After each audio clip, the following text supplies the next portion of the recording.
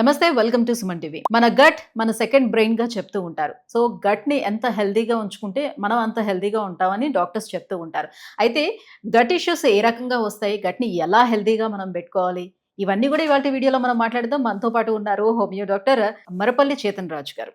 Hello sir. నమస్తే madam. Sir, gut ని second brain గా చెప్తూ ఉంటారు. సో బ్రెయిన్ మనకి ఎంత ఇంపార్టెంట్, మన గట్ కూడా అంతే ఇంపార్టెంట్ అని అంటారు. అండ్ గట్ కి బ్రెయిన్ కి కూడా కనెక్షన్ ఉంటుందని కూడా చెప్తూ ఉంటారు.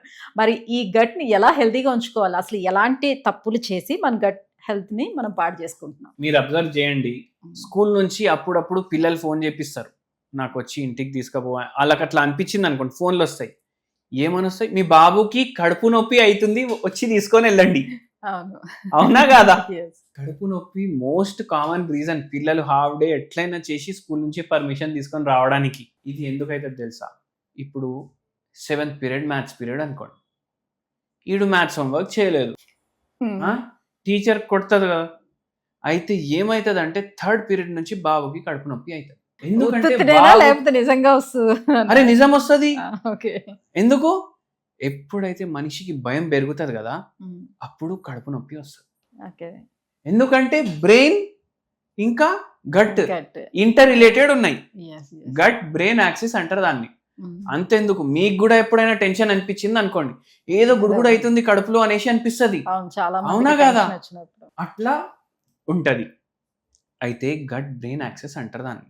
అంతెందుకు, ఇప్పుడు రీసెంట్ ఒక రీసెర్చ్ వచ్చింది.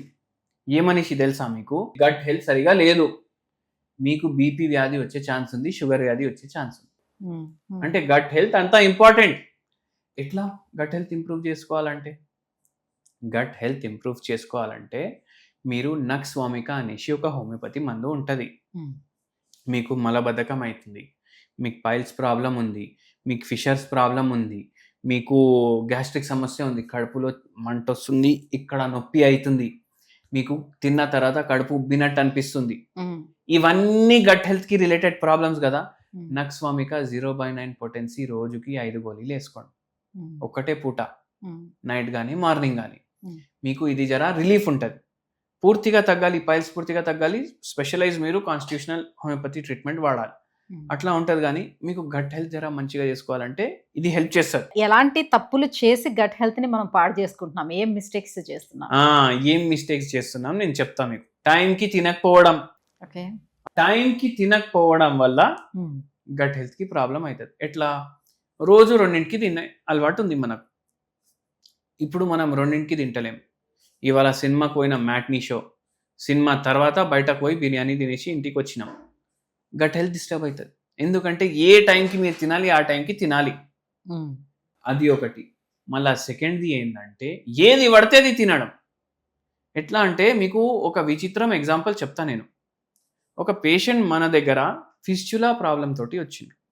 ఫిస్చులా ప్రాబ్లం అంటే ఏంటంటే యానల్ కెనాల్, ఎక్కడి నుంచి అయితే మలం బయటికి పోతుంది కదా, ఆ రంధ్రం పక్కకి ఇంకో రంధ్రం తయారైపోతుంది, దాంట్లో చీమ్ వచ్చేస్తుంది, దాంట్లో ఇన్ఫెక్షన్ కూడా వచ్చేస్తుంది, ఇది సర్జరీ తోటి పోతుంది అనేసి చెప్తారు.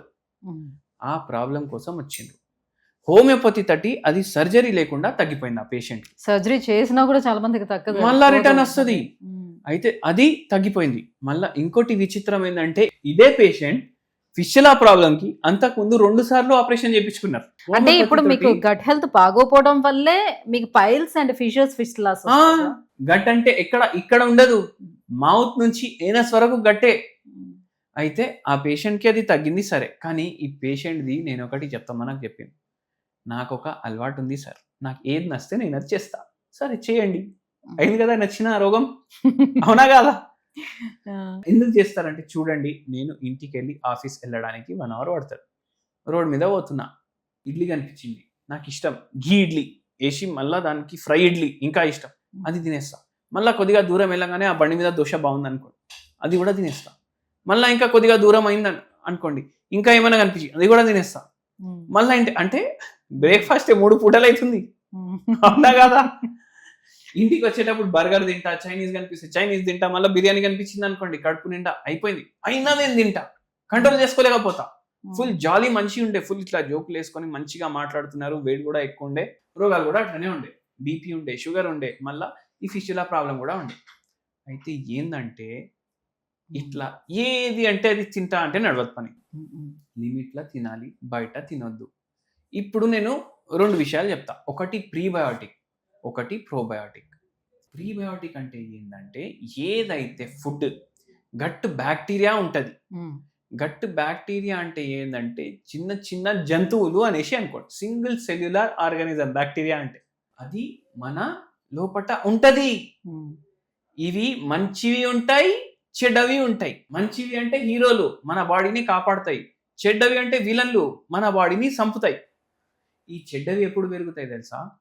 బర్గర్లు తింటే, పిజ్జాలు తింటే, నూడల్లు తింటే, మంచూరియాలు తింటే, బిర్యానీలు ఇవి పెరుగుతాయి. హై క్యాలరీ డైట్ ఎప్పుడైతే పోతుంది అప్పుడు ఇది పెరుగుతాయి. కానీ ఇవి ఎప్పుడు పెరుగుతాయి?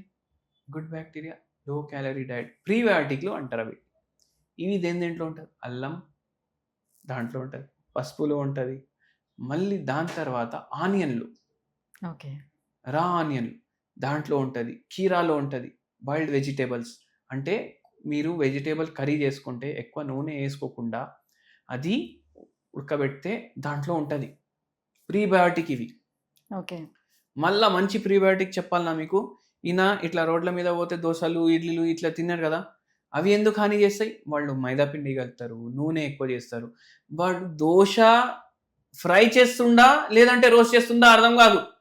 మీరు నిల్చొని చూస్తే ఇంత పెద్ద మగ్గు ఉంటుంది, దాంట్లోకి వెళ్ళి నూనె వస్తూనే ఉంటాడు. ఏమైతుంది? మళ్ళీ దాంట్లో మైదా పిండి ఉందా రైస్ పిండి ఉందా కూడా అర్థం కాదు. ఫర్మెంటేటెడ్ ఫుడ్స్ ఆర్ ప్రీబయోటిక్స్. ఇంట్లో ఇడ్లీ ఎట్లా వండుకోవాలి, ఎట్లా వండుకోండి. ఇడ్లీని ఇడ్లీ లాగా తినండి, అది ఫర్మెంటేటెడ్ ఫుడ్. దోశ ఫర్మెంటేటెడ్ ఫుడ్. ఇవి ప్రీబయోటిక్ల కింద వస్తాయి. లిమిట్లో తినాలి.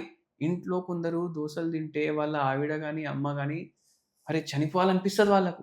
10, 12, 15 అని తింటారు.